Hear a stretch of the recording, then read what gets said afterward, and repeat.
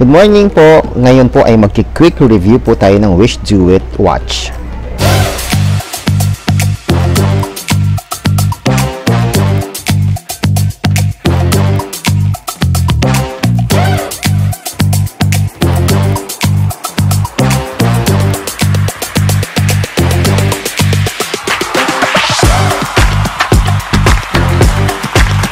In-order ko po ito sa Shopee noong December 15 at dumating po ito as committed ay December 28. So medyo December 15 nga ba? Or earlier. Basta medyo ganun ang time span po niya. So in-order ko po siya sa Shopee. Kita nyo naman po, maganda po yung packaging ng Wish Do It watch. I actually bought this kind of watch kasi number one, syempre mura po siya, affordable lang po, no? Budget friendly, nasa 790, kulang 800 pesos po. Tapos elegante po siya. Based sa review, based dun sa mga nakita ko po, maganda. Tapos when you receive this kind of product, ang ganda ng packaging niya. Tapos may kasama pa siyang additional or free na leatherette strap. Tingnan mo, may Wish Do It label pa nga oh. So maganda po, decente yung kanilang packaging. Tapos, nung dumating siya hindi siya basta nakabalot lang ng plastic o nakabalot lang ng kung ano. Ito po ay meron siyang box talaga. Yung box niya parang papunta na sa cellphone. Yung box niya. Ito, chinek ko po yung leatherette niya na strap, no? Okay naman siya. Ito pang casual, no? Pang casual wear.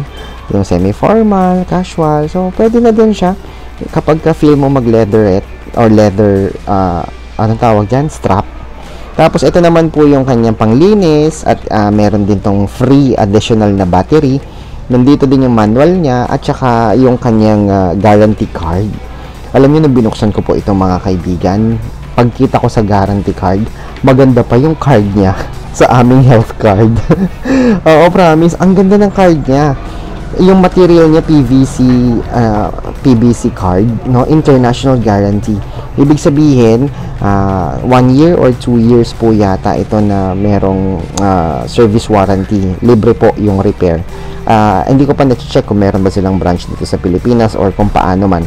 Pero ang alam ko, pwede kang mag-contact sa kanila pagka nagkaroon ng problema sa iyong Wish Do It watch. And ayan, maganda yung panglinis niya, no? Ito maganda yung material niya, parang panglinis ng salamin. Tapos, waterproof din po pala itong Wish Do It watch na ito. Ito yung free battery niya, no? Hindi ko lang alam paano ito ikakabit, pero siguro nasa manual din, babasahin ko na lang. Pero gumagana naman na kasi yung relo yung Wish Do It watch.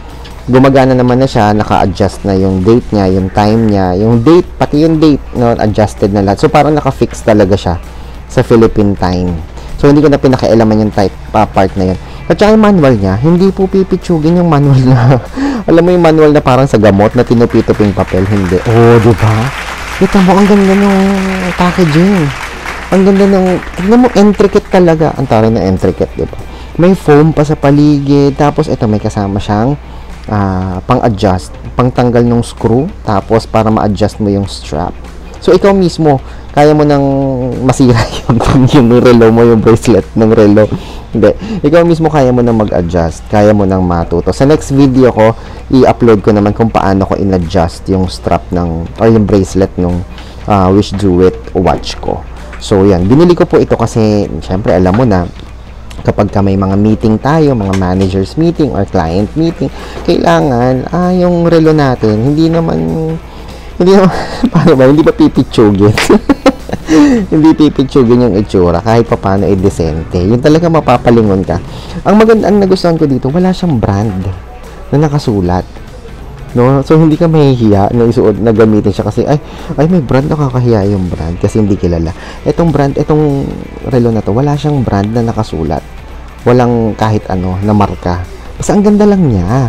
So, yung makakakita niyan, mapapatingin, ano kaya yung relo niya? Ano kaya yung relo niya? Ang ganda naman. Tapos nakita mo, nung dumating sa akin to, ayan, nakabalot po, nakabalot siya. Ano bang tawag dyan? Basta para siya naka-wrap. Anong tawag doon? Yung para sa tinapay, sa pagkain. Blood baker, no? Naka-ganon siya.